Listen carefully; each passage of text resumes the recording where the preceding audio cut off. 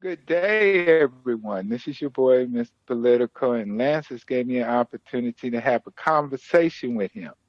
We Yes, normally indeed. have these conversations about a number of topics.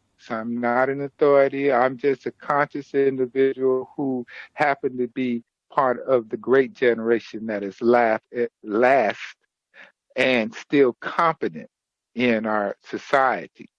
What they classify as a survivor. And being a survivor, unfortunately, I was given the privilege to be a host to view a number of historical funerals in our lifetime. And in doing so, it becomes more and more shameful in the midst of the struggle of the behavior of the chosen few, those who took the mark of the Afro Americans and those who are the Pied Piper of ignorance. And as they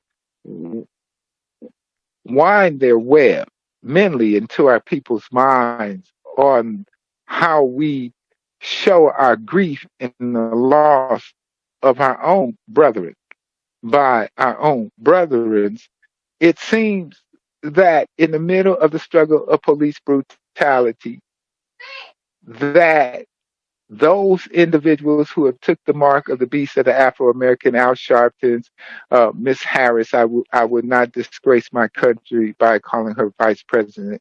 That is for the ignorance. She is not of my color nor of my ethnic background. My people are in the ground and she's from another piece of ground. So in that, she's not my brethren. My brethren's light, damn near bright, do not celebrate holidays that they're not part of their culture. You can't claim Kwanzaa when you ain't got a drop of Kwanzaa in your veins. Maybe the Kotek you use, but not your veins. Um, we witnessed this week the most heinous disrespect, but it's up to the family to allow disrespect over one's dead body of one's loved one. I've seen no heartfelt grief and hurt by any of these speakers. What I saw was a political rally for a party which know they done, and that they would pull out the old whistle stop of dancing on someone's grave, someone's body, someone's carcass, and being the carpetbaggers that they are and exploiting not only the blue, but the black. It was a photo op. That's a disgrace. And it is a disgrace. He was not a perfect, none of us are perfect, but he was damn close.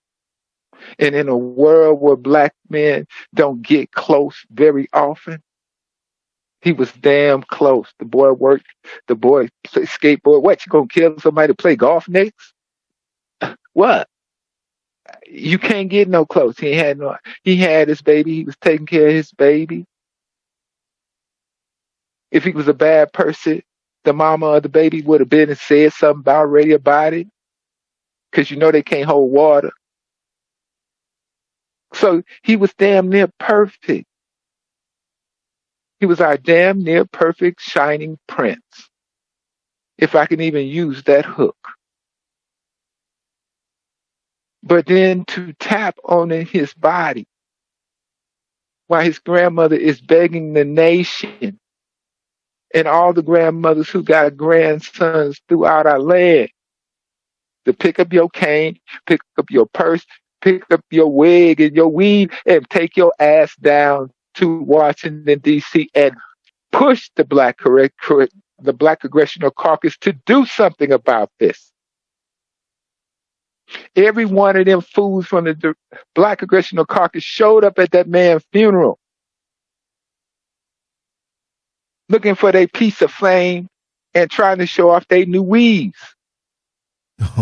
It was so shameful. For the Photoshop, for the name drop. Oh, here go a list of them who gonna be part of the Negro Clan one day. So hey, here you go, Al. Oh no, I don't want a list. because, J. Edgar Hoover outside. So, I already got problems with him, because, they got me on that thing when I was running numbers in New York, and I was slinging dope, and I was pimping hoes, and him and James Brown was hanging out at the same beauty parlor. I got history. Now I'm on Slim Fast, and I'm trying to go to the mountaintop. He didn't say take Kyrie with him. He said he going. Why he step on this boy body and climb up the ladder? Now everybody and their mammy think Al Sharpton the best thing since toilet paper. But if you ain't careful, you better ask Vercon and everybody else that he'll give you his ass to wipe. Because that's what he do. Pimping ain't easy. It's the only game in town. Now, me, I'm hurt.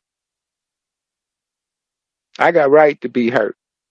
Them ain't my kinfolk, but they my skinfolk. And as a man, I served in the military, so I feel that I still have some sense of honor and self-respect for myself as a black man. That means in a nutshell that I will tolerate very little from those who don't share my shade. Hear what I say? Yep. That I take very little from those who don't share my shade. So get your paper bag. If you don't match up with me, then you better not go fucking around. Excuse me. I'm just saying, because it ain't the thing to do. Cut you quicker than a goddamn watermelon, and I'm talking about seed free. That's how I cut you. Then when I cut you, it won't be no seeds in that watermelon. Now they buried this boy, and that's just a colonial term. He's a man, but that's how we speak about our children when you get to my age. It didn't make no sense. But the true issue in America today, the only issue in America today of those of my shade is police reform and zero tolerance and removal of sovereign immunity. It's not optional anymore. They are servants of the people. Even though they come from shady backgrounds, they come from shady legacies, they are to be servants of the people. And to be a service of the people, you must have humility, and know your place. And what we got is at each and every turn, the law of fraternity and law enforcement and its membership have denied the Constitution. They denied who they work for, and they have threatened and terrorized the people. Where is J. Edgar Hoover when you need him now to remove communist organizations and that there should not be any police unions ever again? That they are independent contractors since they cannot be held accountable for all actions that they all participated in at all of the same damn time. Enough. Hear me, my people. When your mothers and your children cry out to you in the streets and your people blood run like years of old, and your empathy is such of ignorance because you think you have made it to the mountaintop with Al. But do remember this, that you, with those two eyes, witnessed your own demise. And when you could have saved yourself and you and yours, you chose to play like everything is hunky-dory and everything is fine. The rude awakening, the skinny chicken that you value so, will come home to roost. It was foretold before you, so your ignorance. When your children cry in the streets and your people blood runs in the streets, and those you value, those you worship, those you think are all, can only move their political party while they do this pandering over a dead man's body. They were more concerned about their celebrityness, their political party, their association, and drawing other confused minds into the Negro clan, which has sit up and grown in the last 8 years. They're not working on your behalf. They're using you as a stepping stone. That you see that their colleges and their association, 3 of those 5 police officers belong to Greek organizations, domestic violence, and it didn't make any sense. 3 of them belong to Greek organizations, and one of them, he belonged to such a Greek organization that terrorized their own people. And you reach to the same leadership, like they just had this epiphany overnight that this was going on. But this has been going on for 6 long years. For 6 long years, you have seen videotape after videotape after videotape after videotape after videotape of the heinous behavior in multicolors and different shades, to the point that you saw 438 of them allow almost 19 children to be murdered, and then go to the HR department and question their time cards on how they was going to get paid.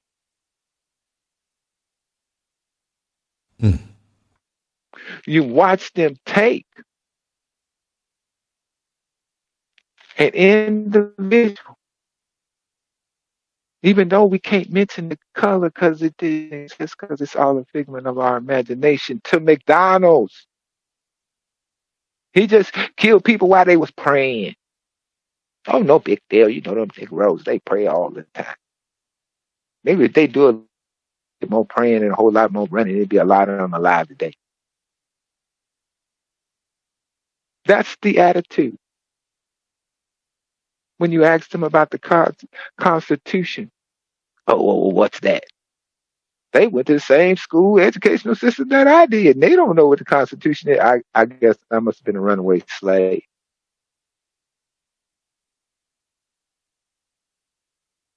This man laid there for no reason other than they wanted to satisfy the pleasure of Mr. Charlie. There's rumor that might be a gal involved, but ain't no piece of trim. Yeah, that's why I call it trim, the nappy happy. Worth killing your brother over. Nappy happy. Happy in the nappy. Bro, some of them need to go back to the health department and get a reevaluation. I'm trying to tell you, some of them, I'm just saying, I ain't trying to, earmark. I ain't trying to be no used car salesman. I ain't trying to do nothing. I ain't trying to check them out. I ain't trying to turn it back. None of that. DMC don't fix them problems. You understand what I'm saying? So, in this, I'm going to stay on task, and we're going to talk about my brother who laying in state. While the Negro clan is hanging out at the cafeteria getting their hair done and worried about which Negro college their children going to go to and who going to get invited to the speaker's party, because we got the first Negro in the speaker's chair. Well, hell, I had the first white drunken lady in the speaker's chair. And your point is, what's the difference between a sober black man in the speaker's chair and a drunken white lady in the speaker's chair? One of them got an EBT card. I'm just trying to tell you. And the other one get their drinks half price at Costco. All right? Damn. I didn't get no up. I didn't get no up because he's slow talking. Because as the Speaker of the House, him at any time, because as the Speaker of the House, he has more influence over the Black Congressional Caucus than any other black man has had in 100 years in this country. Why can't he ask for Senate hearings? They got Senate hearings on whether or not a man can have a baby. $2.8 million they had worth of Senate hearings on whether or not a man should have a baby, and if he get raped, whether or not he has the right to an abortion. I'm not blowing smoke up your anus on this, but this is real. Look it up. 2023, a crazy world. You know, what they give me $1,500 and some snacks, and I'll hold a Senate hearing. For real though. And they say, well, Mr. Political, and others have questioned my intellect, my intelligence, my knowledge on whether or not. I come grassroots. My people used to pick cotton. I don't forget where I come from. And see, I spent, just like Alex Haley, on water, learning how to read and write. And it's a beautiful thing because it builds a conscience. It builds an intellect. Not reading Vibe, the sports page, or listening to ESPN. Ain't nothing wrong with that. If you like to pick cotton, I ain't gonna hate on you. But it's too hot out. It's too hot out there for me. I don't take the whip well. I don't take the whip well. Yeah. I don't, bruh. So when we talk about the dead, we talk about our people, and we talk about the feeling of the loss of that loved one. To understand that environment is an environment of mourning. It's an environment of reflection. It's an environment of releasing the anguish and seeking forgiveness within the spirit of that person, in front of that person. That's why Black people show up at funerals. And they notice how the numbers get thinner and thinner as the bodies become more and more. And to disrespect that, as I'm going to call some names, because see, I don't like to talk about people without dropping their name. So if you got beef, don't roll up on me. It ain't in your best interest. I don't care if you do know people with the CIA or you owe people with the CIA, because you know what? I'm prior military. I'm a firm believer in self-goddamn defense. That's right. And that go for the boys in blue, because your day is done. Don't give me that talking about you want to go home to that fat bitch, because I want to go home to that fat bitch too. Okay? For real, because we both got fat bitch. In a happy nappy. Okay, so no, I don't know about that. If you can get next to it, God bless you. Me, myself, I'm going to lean on 2 popsicle sticks and some scotch tape and hope that she got a strong back against that wall so I can go up and down. That's what I'm going to lean upon. Because we just have the conversation. You know, because old people, and it's a beautiful thing, old people bring enlightenment to men when you prepare them for things like funeral. This funeral, most young men would not take real close notice to it, but it becomes a platform time stamp in their lives. Just like George Floyd, where were you? You understand? Where were you when the officer went up to that girl? You understand? These are time stamps in our lives as Black men in the realm of police brutality. Each and every Black man has a story. His daddy has a story. His granddaddy has a story. And then the one that they claim was his great granddaddy, because everybody was getting some, with no condoms, with no DNA test. Okay. He got a story, but 9 times out of 10, ain't nobody gonna tell his story. Right. You understand? And we just happen to be me, myself, and speaking from my timestamps in my life. Because see, I watch real time them beat Rodney King and then go tell 12 white people in Simi Valley, oh, that didn't happen. That's figuring your imagination. He good. I seen him at Dunkin' Donuts that night. For real. That's how it went down. And you know the next thing that happened? 54 blocks went up in flames. And a number of other cities almost united. Just like that. Almost going on 40 years ago. So you want to catch up to the civil rights movement and you want to make it 50 years more of that struggle. Well, I got bad news for you. Okay, because we have inched, we have crawled, we have marched, we even have burned. See, somewhere in there, it's a thing missing when rioting is the voice of the oppressor. You hear what I'm saying? Now, some people say, well, didn't you misquote that? No, because they are getting tired that no one is going to sacrifice their lives any further for the heinous belief of white officers and troll black officers who wear the blue. And before any more young people should sacrifice their lives for these Caucasians and these pickaninny niggas, we'd rather see those officers dead. We'd rather see them laying in the street so the unions can reevaluate who is competent. There you go. To be considered to be employed. And that, unfortunately, by Facebook, the United States government, Homeland Security, and all the fuckwads above, would be considered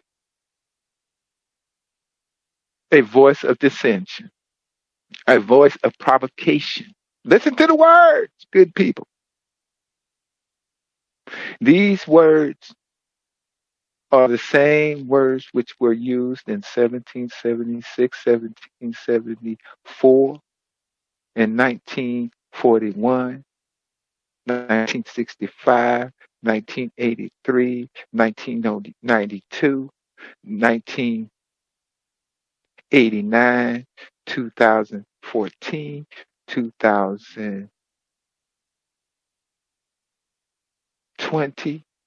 Now, some people say, well, what the hell are these dates? Now, if you don't know what those years were, then you wasn't paying attention. That you was hanging out with a bad Jerry curl, that girl lied to you and said that baby was yours, that you even voted for Barack Obama. We have a young man laying here that grew up during a portion of that time. And during that portion of the time, his life and his death were already foretold. And then you have the same individuals who foretold and made his life and his death possible to stand over his grave and pander for their political party, stomping for the blue all over the grave. That's what they do. That's what the Democratic Party do. They stomp for the blue over your dead grave. Because you worth more to them dead than you alive as a black man in this country. Every one of them, with the exception of Benjamin Crump, who's an ambulance chaser by profession. I see. Yeah, and I like him. And he's an ambulance chaser. I wouldn't trust his ass with four of my fingers. I'd be looking for my thumb. But that's what he do. He cut from that cloth. Can't hate the player. What hate the game? It's a chess piece. Now, the vast majority of never learned how to play the game. But if you learn how to play the game in chess, you ain't hating on Benjamin Crump. You hating on the rest of them asses. Because they trying to parlay. and you the pawn, and they stomping on the grave. At this junction, after we dry our eyes, after the funeral home remove the flowers and hand it to the loved ones, we move the body in procession past the pews, past the weeping eyes, past the child that's sitting there trying to figure out why is everyone so upset and crying. And as those good men, we all pray to God that they masons, that they lift that body and put it upon that casket. And the family is escorted into the hearse. That we can find some sense of purpose for this to occur. That this ugliness is for a supreme reason. That the sacrifice of hanging those creatures, because I ain't forgot, I'm Mr. Charlie, I'm waiting. The people are on the line. You can call 1-800, string their asses up. Drop your nickels and dimes in your you think I'm playing? I know you're serious. Because that boy is not going to have these fools stomping on his grave, killing him for no reason, and we can't get somebody to cut. So if we can't get nothing but police reform out of it, then you know what? He need to be cleaning drawers. He need to be bending over. I need to be putting some money on his canteen so I get him some Lifestyle Extra King condoms so old boy can run it in him every night. With no lubrication. No, he don't deserve KY. He don't even deserve good spit. And while you're at it, just stick it in, don't slap it. You know, you got to reflect that. You got to deflect that pain. Oh, yes, you got to deflect that. Okay, so you slap it. I know we're making jest of this, but I explained it individual. That's how you get past the pain. That's how you get your mind right to go fight. Because once you get the tears, get the anguish out of you, and you laugh about it, and you go to the thing there so you can get your mind right. Get your mind right, because see, you got to get out there and fight. And I don't mean from no podium. I don't mean from no conferences, no prayer breakfast, none of that bull crap. I was fortunate enough, it can only be God, and I'm going to have to adequate it to God. I received a phone call because this young lady, we had worked together before, and she just happened to be a former member of the Negro Klan because she seen the error of her way. And we were talking, and she still, you know, when people have an addiction, an alcohol addiction, a drug addiction, they tend to gravitate when stress is upon them to their old thinking. So she went there, and I had to bring her back from the darkness. So I hope she wanted to see the light. And I'm explaining to her what's going on here. Now, she's very privileged. She still think, you know, with her $200,000 household, that she's still struggling in Florida. If you black and you bring in over $200,000 a year in the household, I better not even catch you near the food stamp office. I better not see you. I bet not. You better not be trying to buy nothing from your friends. You know what I'm saying? Don't do that. You don't know nothing about the struggle. You don't live nowhere near the hood. Florida is that kind of strange place, and we're going through some things now that's AP thing. Looking at the boy's body, looking at this funeral, a whole lot more funerals. Because no one, even though Mr. DeSantis, see, I'm a funny kind of creature. I don't praise other people's vote. And I wouldn't advise anybody black, if you really black, to be praising other people's vote. So if all the people that voted for DeSantis, then and God bless you. But last time I checked, he Mr. DeSantis to me. He ain't governor. He Mr. DeSantis. All right. I seen governors of the state of Florida. Lawton Childs was a governor of the state of Florida. And we ain't had a good one since Lawton Child. And he was white. And he was a damn good governor. He loved everybody, old, black. It didn't make a difference who you were. He had his little dirt. They all got dirt. That's how they got there. If he up there, he got dirt.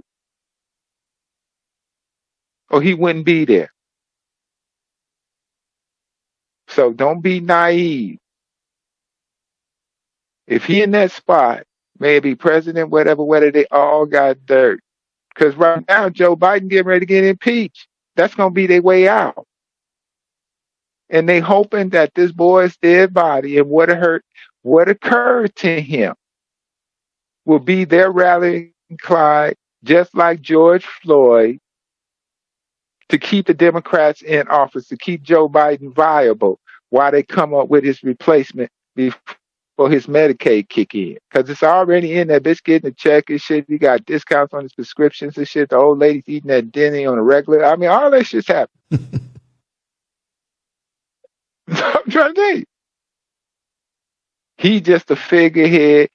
He ain't running nothing. Okay. They got eyes on Homeland Security and his homeboys, FBI, that fell off. They get ready, like I predicted when the story first came out, they get ready to use this boy in such a manner.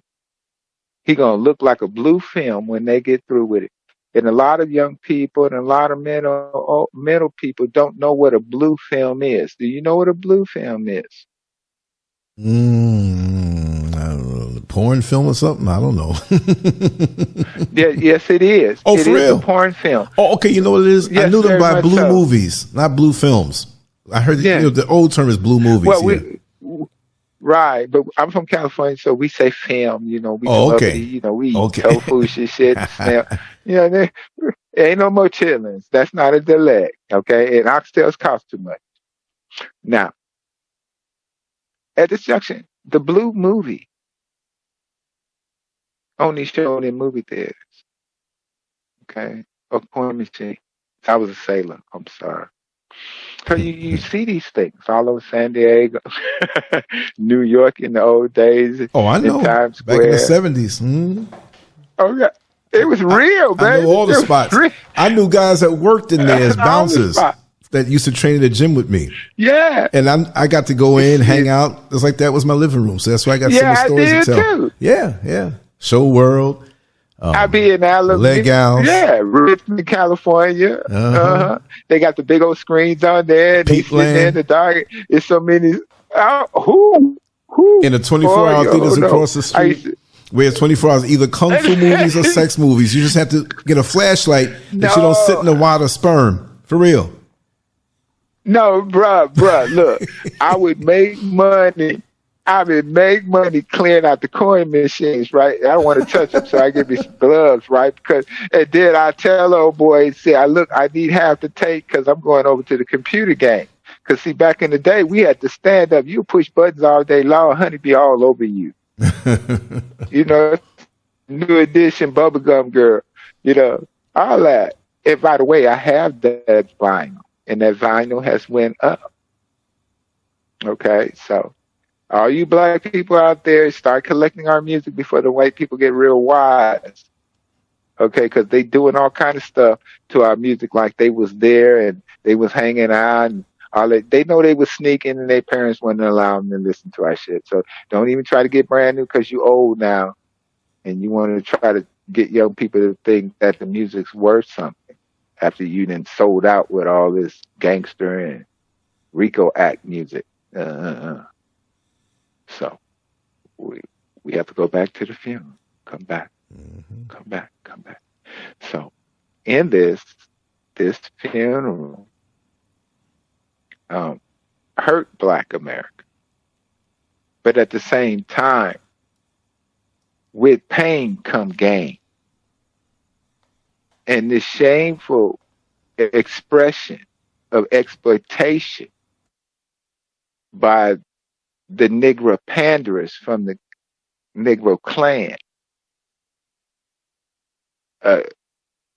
every Black American needs to watch this as we move toward 2024, the next election, knowing the things that occurred, knowing that all of the celebrities who's supposed to be on your hero list then sold out because the brother said something about a Jew. Okay? When you see that possessions and trinkets from these athletes that are being marketed by these medias as you want your child to be this and this is your proper nigger to be.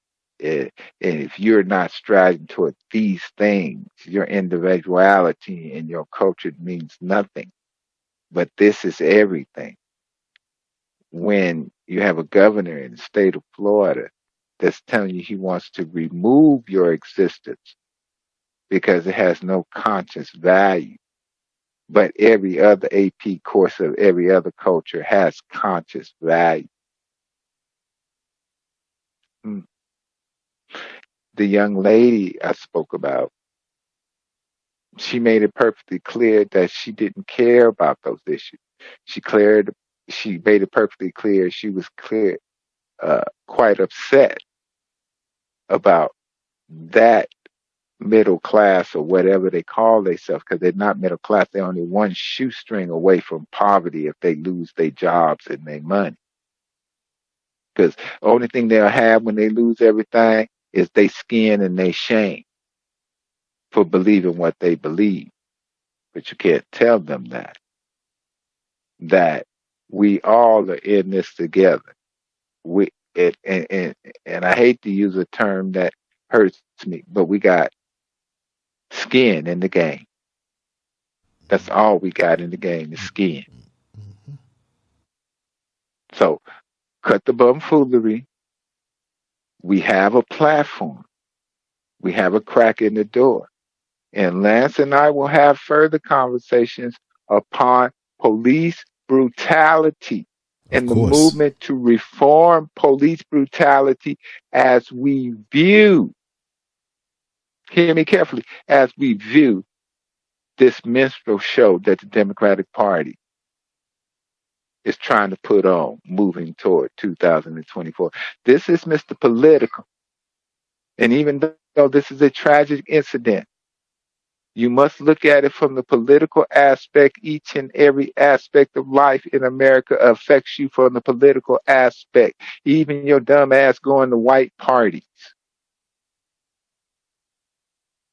We have no more time for children's things. And when our Bible tells us to become a man, we must do what? Put away childish things. We are losing young people, however they want to say it, to individuals who are killing our children in the streets, and they belong to an organization that no one wants to talk about.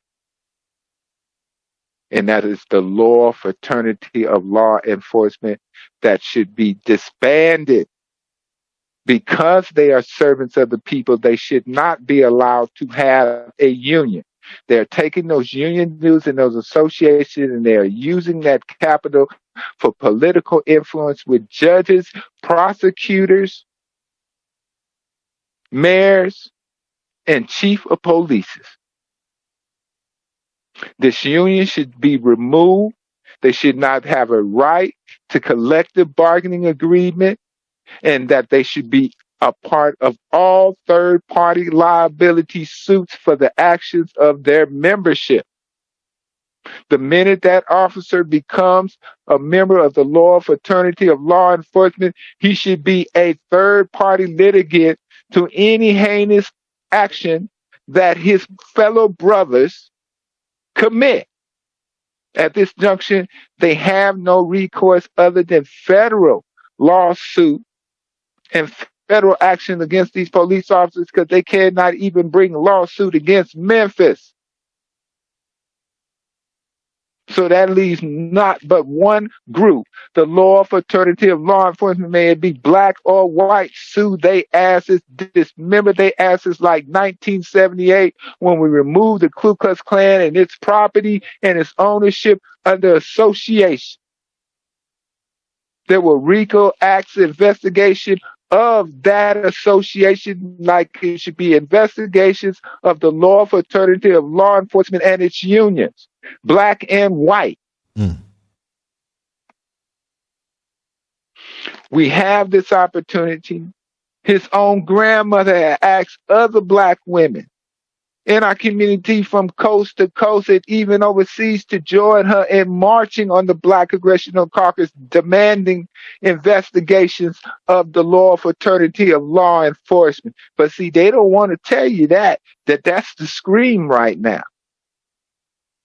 Because if too many people hear that and do not focus on this crap that they slinging to you, then it could mess up everything. There is no need for the police to have a union.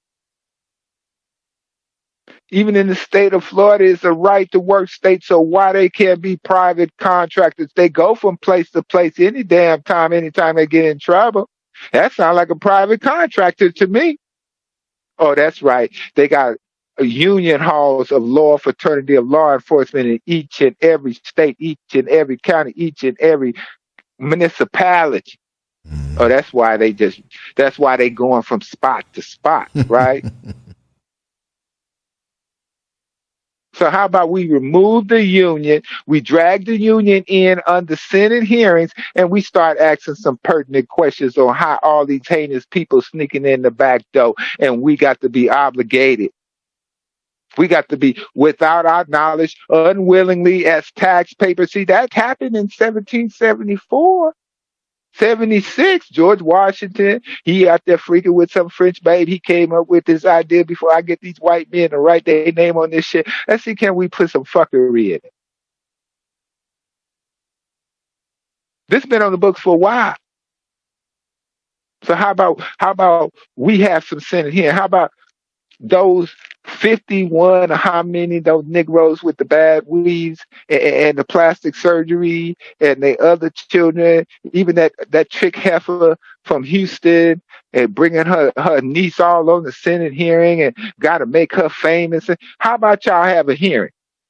How about you take that slow talking Negro from New York, the Speaker of the House, and he do something with himself other than jumping some turnstiles and slinging some Lucy's? How about he do that? But see, we can't have that conversation. That's too much like right. That's too much like our parents. That's too much like people who want better for their children, want safety for their children. Because the law fraternity of law enforcement has already told you they don't mind putting twist ties on your children, handcuffing your children, beating your children, slinging your children. See, that's mental torture.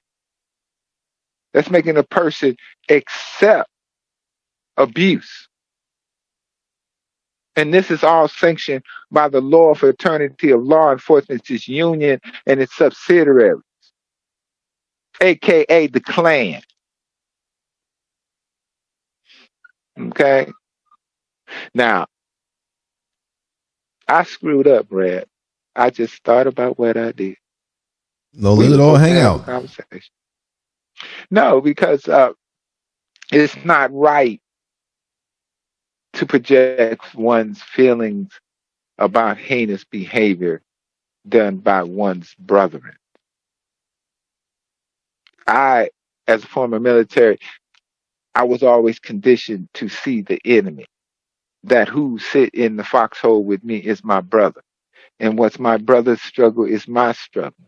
Because if we all gonna go, we all gonna go together. Because ain't no need in them taking their time and taking us one at a time. There's strength in number. But to see this and to see those creatures of accidental birth choose to pick that side and to consume his own brothers is a very hurtful thing. And when you tell young men don't kill each other, now I question why. I question why, because if our people can be influenced by going to Negro colleges and joining organizations such as they have and seeking a special privilege by killing their own brothers under the letter of the law, and that's supposed to make them feel empowered, the same empowerment that these Negro leaders say that they should have, all of them has to go. And then you just let anybody, I'm waiting for the first Oriental to come up there and say, yeah, we've been eating chitlins and we got hog mugs and your daddy used to put that Kool-Aid. I'm waiting, and I got that whole cup of Kool-Aid with that chopstick. You should see how I was handling business.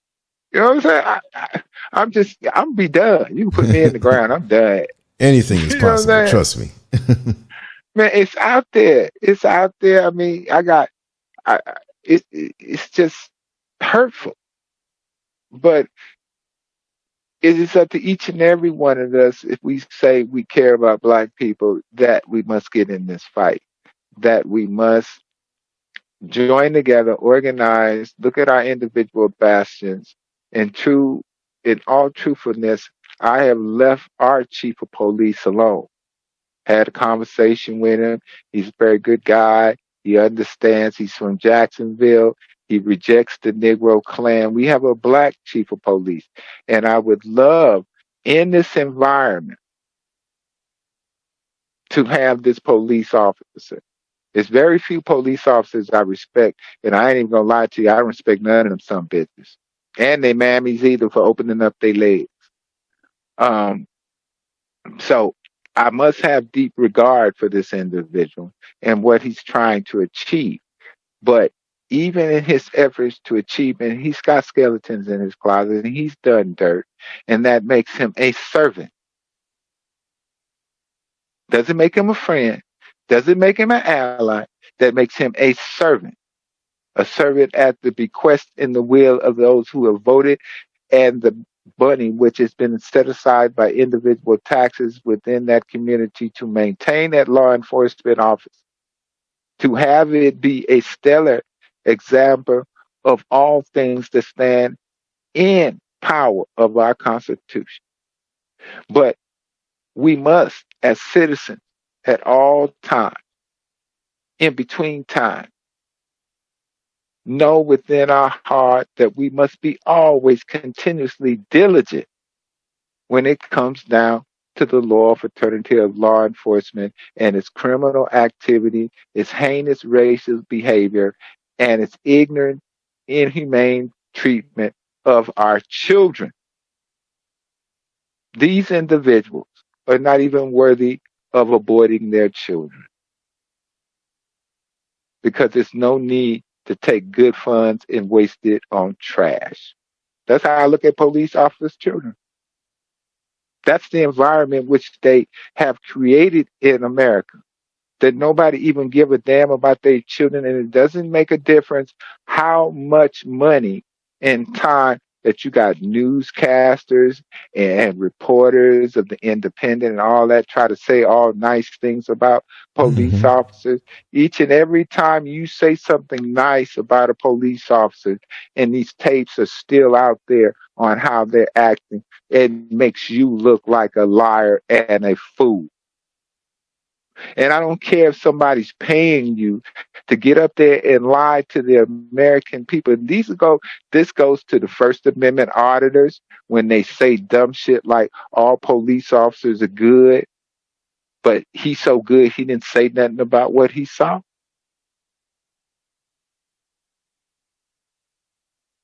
That's how you should look at it. When you say that this officer's a good one and he all this and all that, why you don't ask the question, and why he can't ask on the question, did you ever see another police officer violate somebody and do somebody wrong or break the law? And have him sign a statement saying he did. And he won't sign it. Because he know he did. So there is no good police officer. A good police officer will sign an affidavit under oath and swear of his life that he never participated, that he never saw, that he never lied on a police report, that he never did any of this, and sign his signature with the knowledge that he will lose his life, and they will not sign that piece of paper. That's how I know it ain't no good police officer. I would love to see a police officer go on tape, signing that statement saying he never did any of those things. He don't have no knowledge of those things, and sign that piece of paper. I can guarantee they won't do it. I challenge the law fraternity of law enforcement to show me one officer to do it. Because they some cowards. They don't have no moral fiber. And if he claim he a Christian, you better check and see if he ain't snatched your Bible.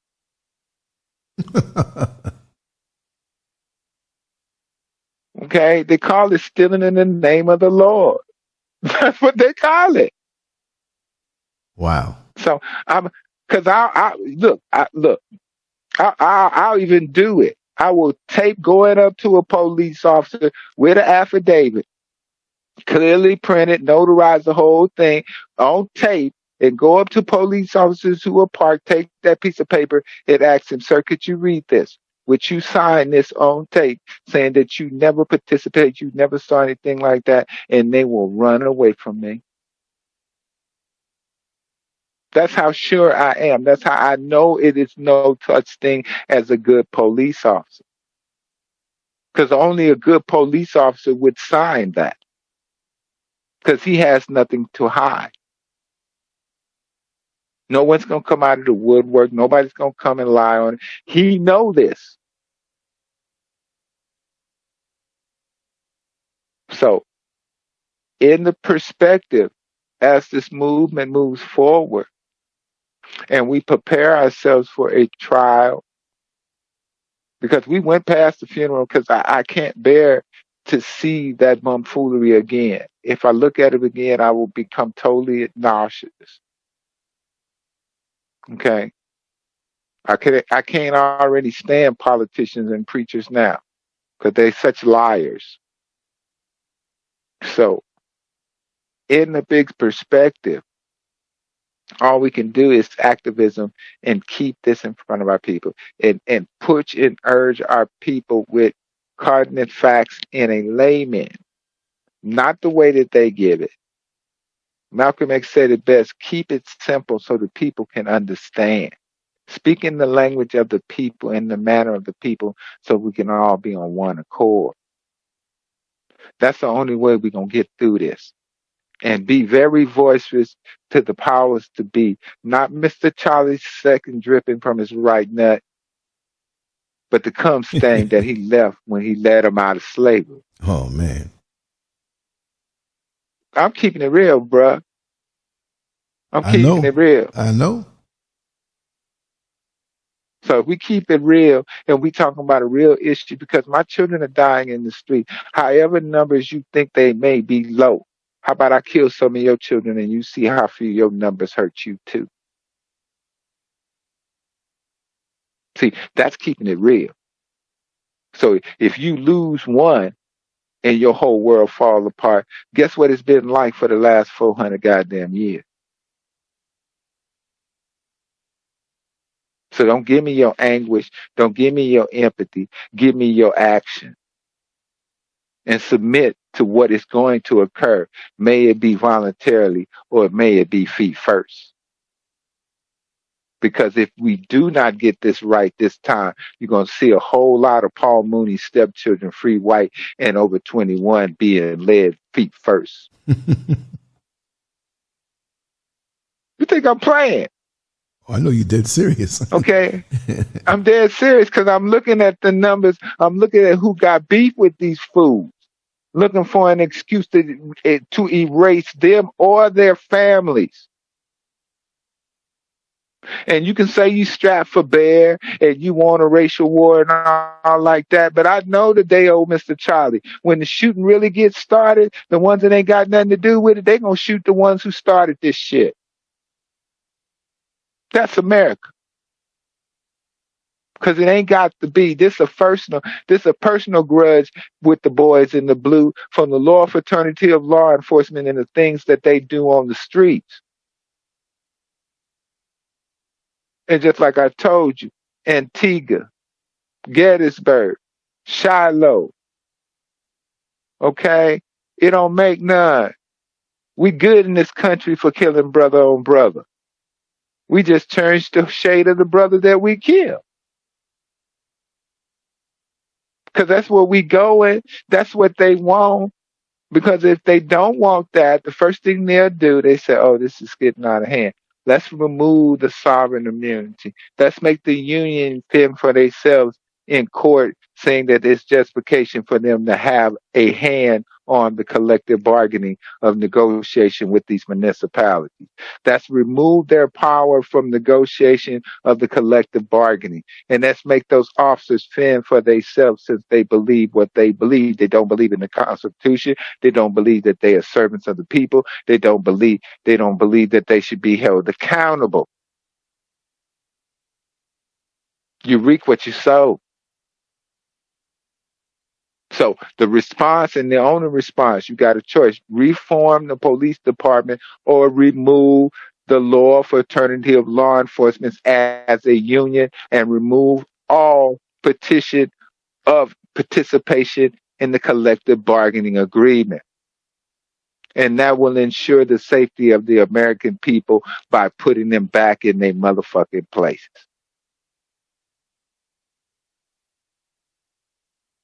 If this does not occur, just like Johnny Carson in his 1123, and I took the card because I got me an Arab hat on my head and I put the card against my forehead, I see dead white people.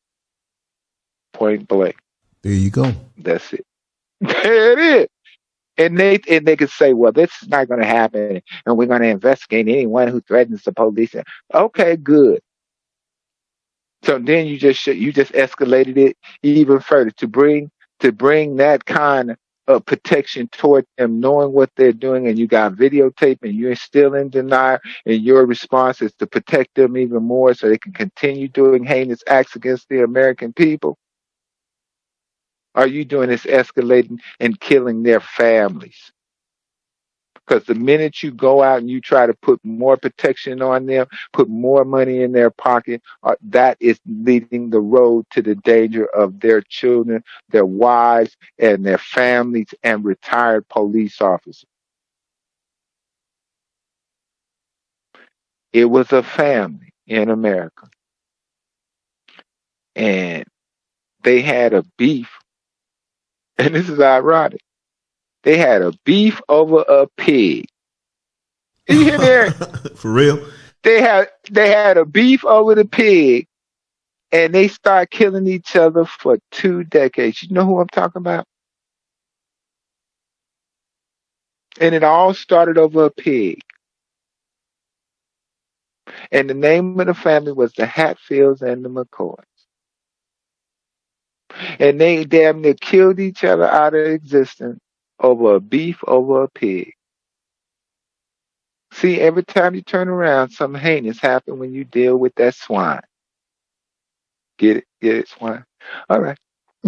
Okay. I know it was supposed to be funny, but you got to see the metaphor. You got to see the comparison. But the reason I use that as an analogy is that you got brother killing brother over a pig. You understand? You got grandmother telling other grandmothers to go to Washington, D.C. over a pig. You got people showing up in our most solemn ritual, tap dancing over a dead man grave that ain't supposed to be dead over what? A pig. Mm, mm, mm, mm, mm. Sweet Jesus. In this, as I take my deep breath because I'm just flustered.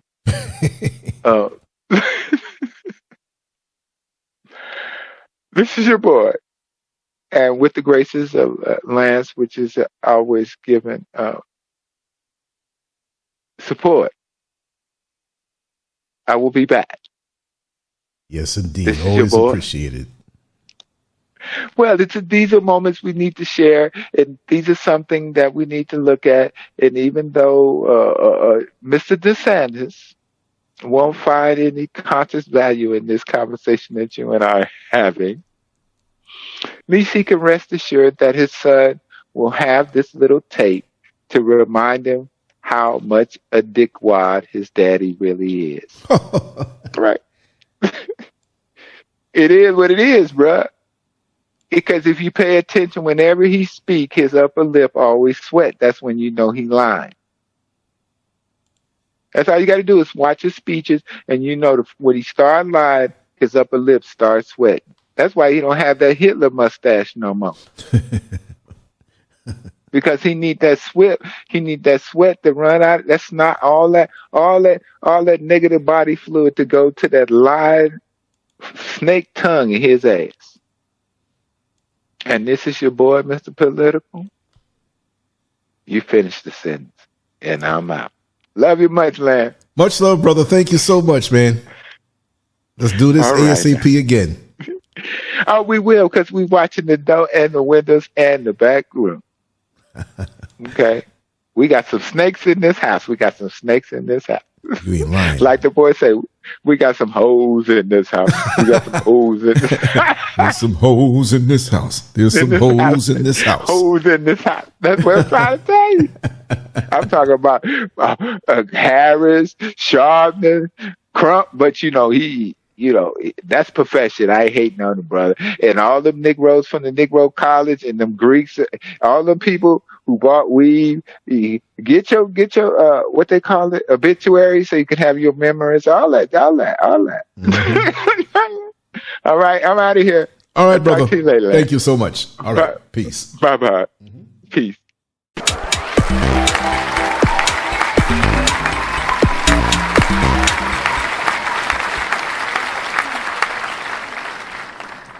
Make sure to check out the boldest blog at LANCESCURV.com and follow SCURV on Twitter, Facebook, and YouTube under LANCESCURV.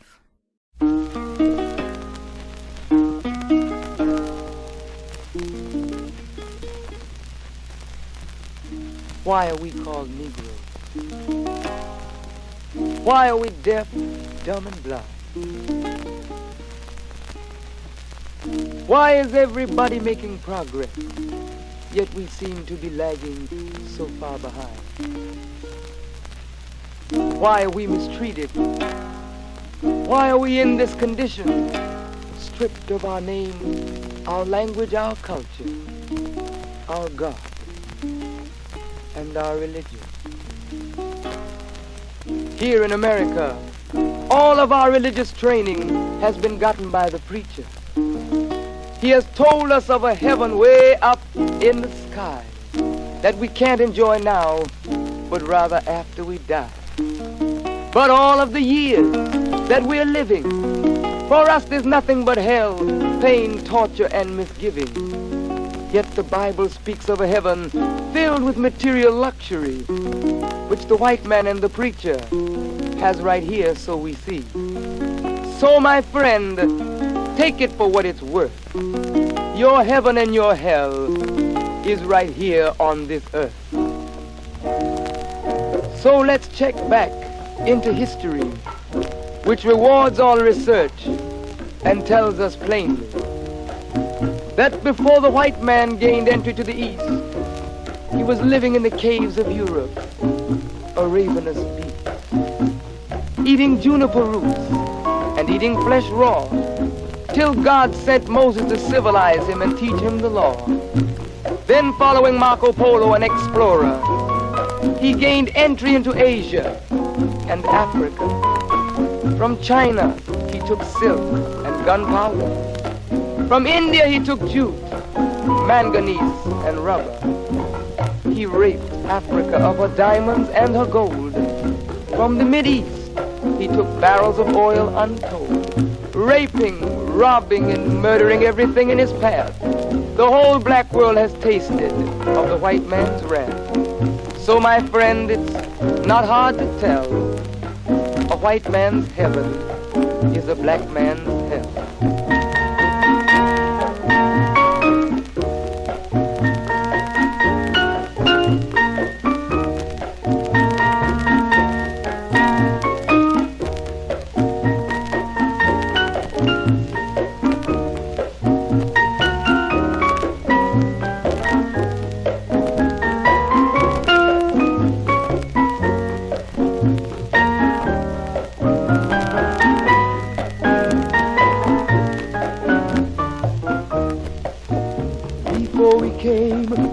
America, we were living in the east. By the Nile River, we were living in luxury, enjoying freedom, justice, and equality.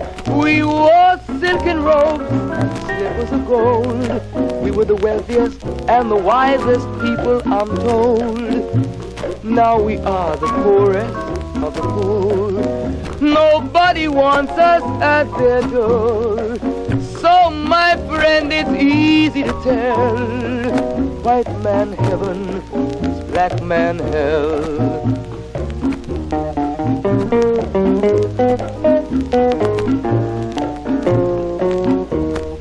When the white man came to America, he told the Indian, I am your white brother. He said, red man, I'll treat you the best. Yet and still he pushed the Indian further west with his white woman and fire water. Tricks and lies, he stole America. The original owner of this nation is cooped up on a reservation. So, my friend, it's easy to tell. White man heaven, black man hell.